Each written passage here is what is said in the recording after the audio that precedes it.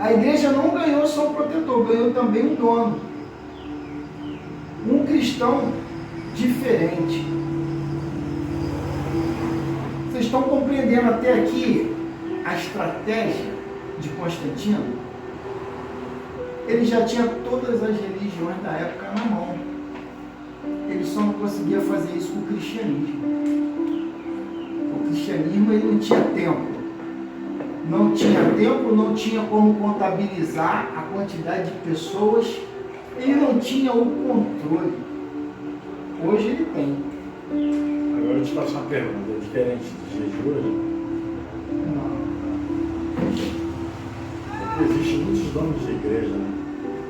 Verdade. Se intitula dono mesmo.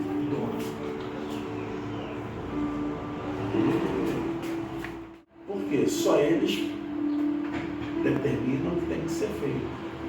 E um ensinamento desse aqui, dessa magnitude, isso aqui é a libertação. Discipulado é libertação. Libertação de mente.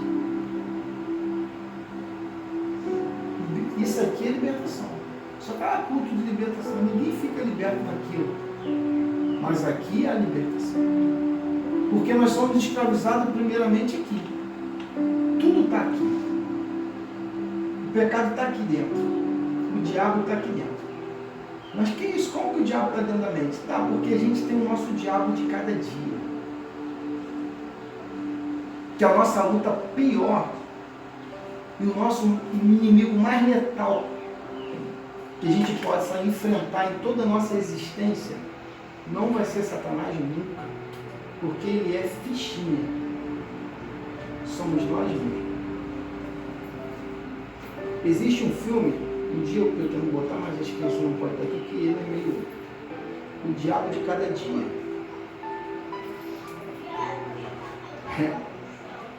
É mais ou menos por aí. É a nossa luta interior.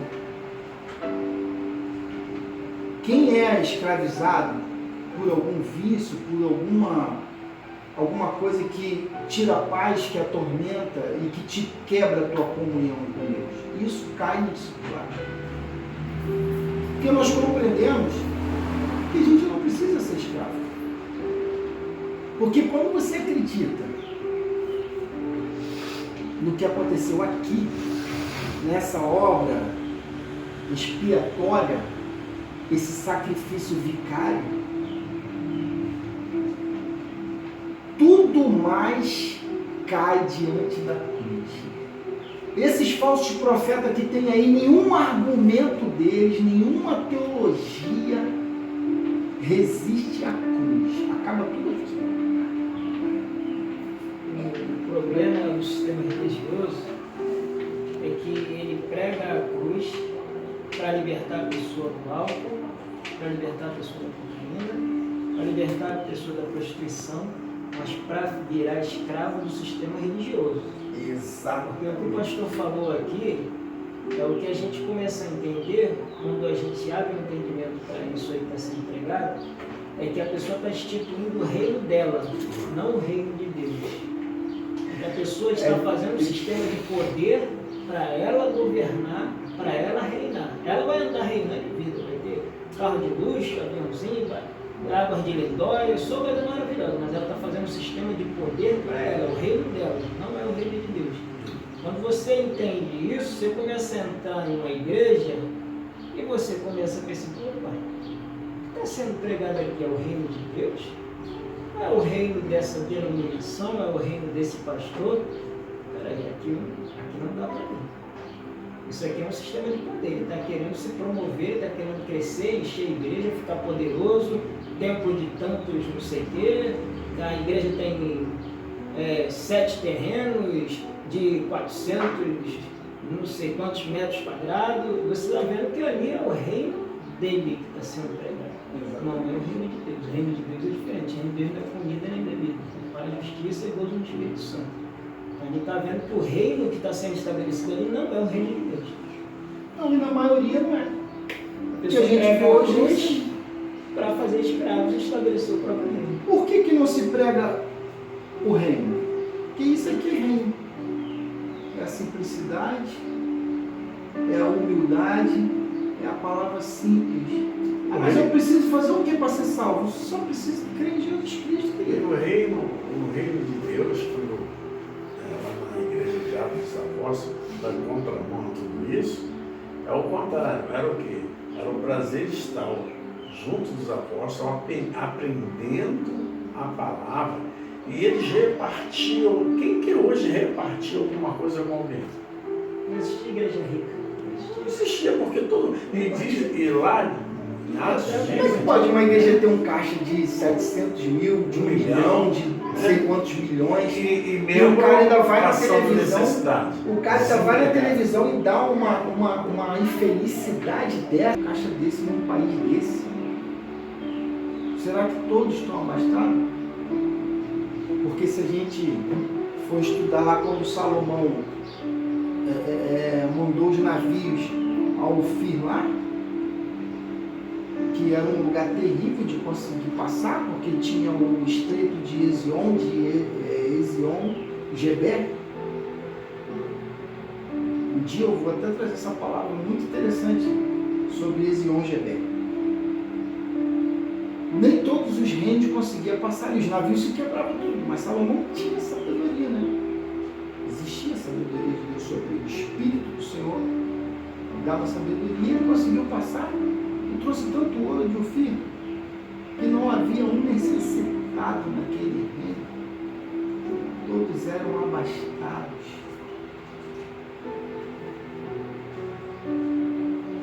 Isso é reino. Reino de Deus é todo mundo ter comida, ter bebida, é partir do pão, é comunhão, é vida com Deus, não é vida religiosa de terça-feira, de quarta-feira, de dia de culto.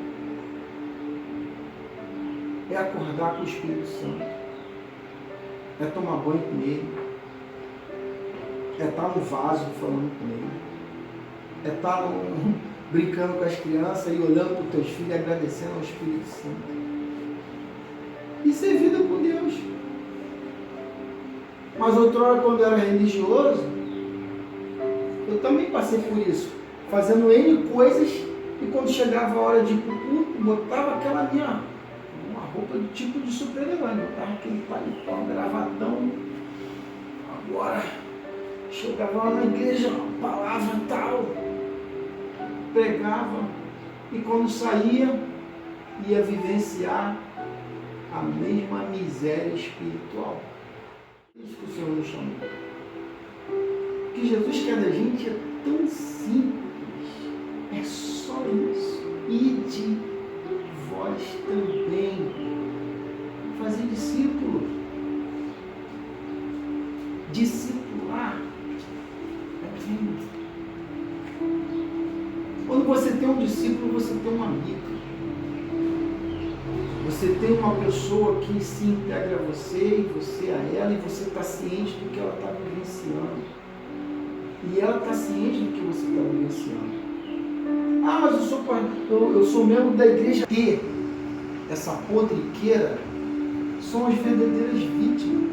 Tem um camarada aí, um pastor aí, que o banheiro dele, todos os utensílios é de ouro. Mas eu vi, mano. É de O lado da aliança entre Constantino e os bispos foi uma religião que passou a ter doutrina tanto cristã como pagã.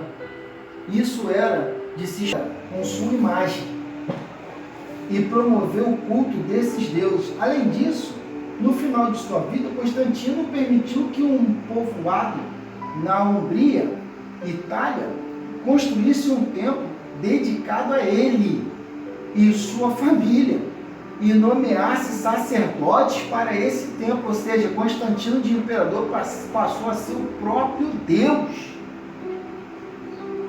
Gente, não brinca não, que a coisa vai por esse caminho aí. Daqui um dia vai ter gente que já chegaram apóstolo.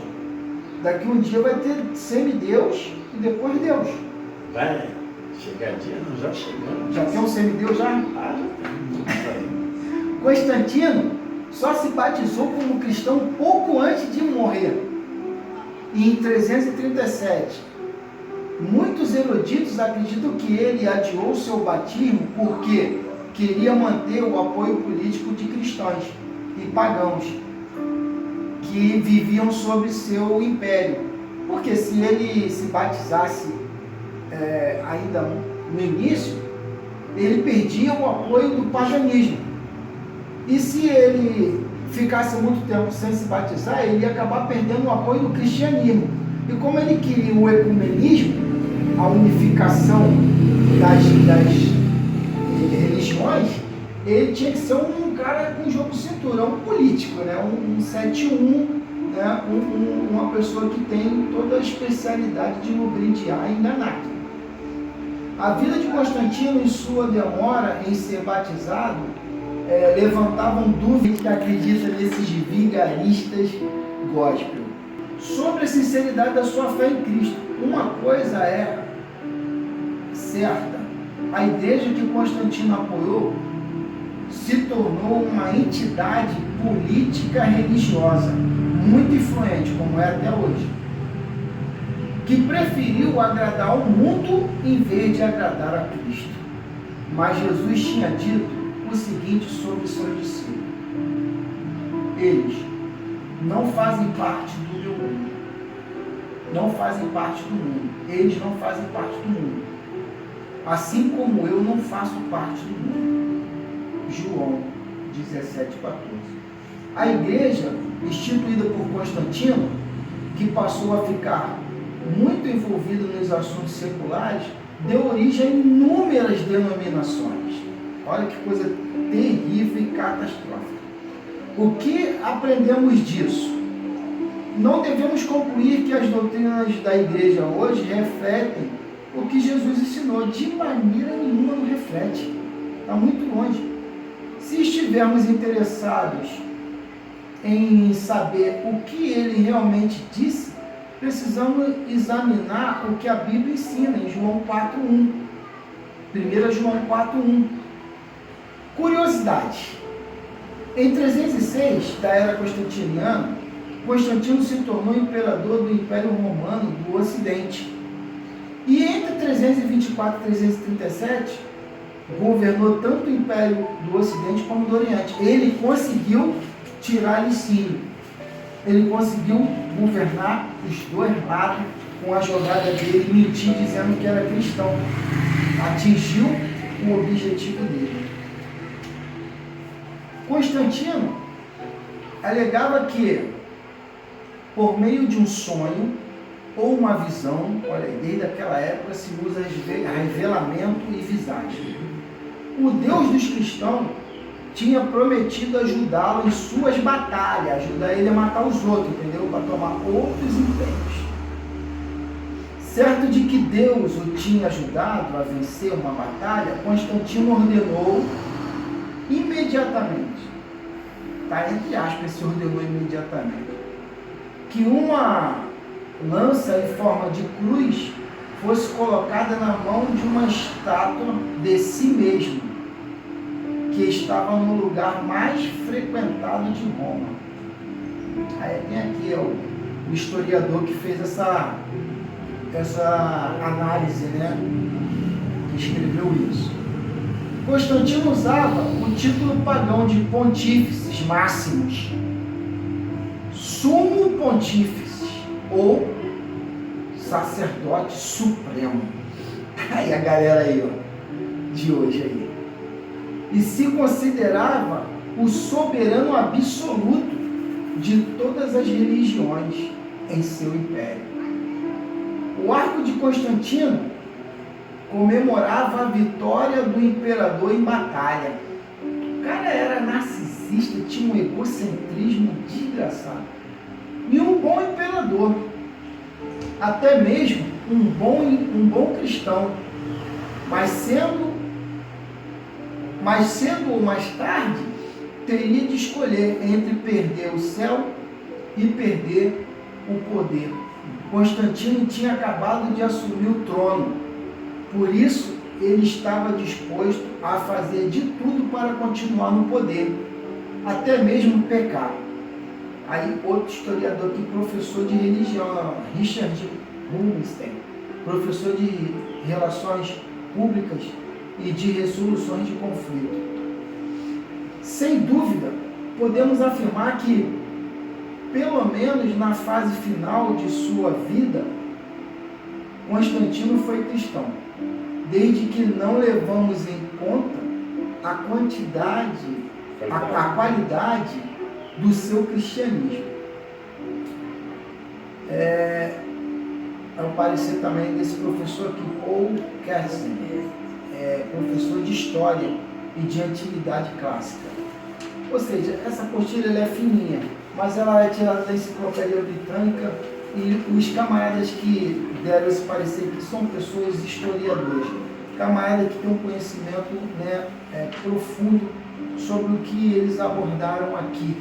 Então aqui, Constantino, sem dúvida podemos afirmar que pelo menos na fase final de sua vida, Constantino foi cristão, desde que não levemos em conta a qualidade do seu cristianismo. Não houve qualidade nenhuma. Ele nunca foi um servo de Deus. Ele foi cristão, sim. Aí sim. Por que ele foi cristão? Porque Jesus não fundou o cristianismo. O cristianismo é uma invenção humana. Jesus não inventou o cristianismo. Tanto que Jesus nunca pediu para ninguém ficar adorando ele. Adorar quem? Meu bom Senhor. Bom É meu Pai. Ele já acaba logo com essa história de cristianismo ali. Meu querido, não tem cristianismo. Todos nós, até eu, Jesus, ele falando, em outras palavras, devo obediência ao Pai. Se o Pai que está no céu, aqueles que o Pai me enviou, nenhum eu deixarei se perder. Mas é aqueles que o Pai enviou. Bom é o Pai. Então Jesus não fundou o cristianismo. Em nenhum lugar da Bíblia você vai achar Jesus mandando fundar cristianismo. Até porque se a gente for fazer uma análise de todas essas palavras que tem a terminologia ismo, nenhuma presta. Tudo é enfurnado de heresias e coisas horrendas. Bota aí. Budismo, confucismo, nazismo, não nos orientou a isso. Nós estamos aqui para formar discípulos e preparar pessoas para poder ir para o céu. Agora, como desconstruir isso dentro de nós? Eu vivi esse confronto 3 meses chorando, 3 meses de amargura, 3 meses de agonia, quando essa palavra me veio através do Espírito Santo. Imagina eu dentro de uma igreja grande, uma igreja rica, materialismo. Falei, Senhor, o que eu faço? Faça discípulo. Ajude o necessitado. A fé sem obra é morta. E como que eu vou fazer isso, Senhor? Eu estou necessitado. Como é que o necessitado ajuda o outro necessitado? E aí Deus falou, faça discípulo. Fazendo discípulo. Você não precisa de dinheiro. Você não precisa de tempo. Porque o tempo somos nós. Você precisa de um lugar como esse aqui. Mas, Senhor, mas e a igreja? A igreja é você. Essa é a igreja viva. Pedro, sobre ti edificarei. Tuas pedras. Olha que coisa tremenda. Que obra fantástica. Gente, o plano, o projeto de Deus, dele mesmo descer do céu e vir aqui ministrar isso na nossa vida. Ele ministrou 3 anos na vida dos discípulos e pagou um preço caríssimo. E os camaradas pegaram isso, ó, jogaram fora por causa de porcaria humana. Não tem enfrentamento de você contra você mesmo, né? Não tem como. Vamos agradecer a Deus por encerrar. Aqui pena já acabou. sua própria vida, Pai, revoltados, Pai, deprimidos, meu Senhor, enfermos da alma, do espírito, do corpo, Pai, possa, Senhor Deus, serem tocados, possam ser alcançados, ó Deus, de uma forma sobrenatural, Pai, que haja multiplicação neste lugar, Pai. Ah, Senhor Deus, do teu reino, Pai, para que o teu reino, para que o teu nome seja exaltado, para que o seu nome seja glorificado. Deus, tu conhece a necessidade de cada um de nós, que o Senhor venha suprir a cada uma, Senhor Deus, e que o Senhor nos conceda uma tarde, final de manhã, tarde abençoada e um culto logo mais em família, um encontro de família, onde a tua palavra será ministrada aos nossos corações, em nome de Jesus. Assim oramos e já te agradecemos. Amém. Amém. Se Deus é por nós, Quem será contra nós? operando Deus, Quem impedirá? posso todas as coisas, Aquele que me fortalece. liberdade sim,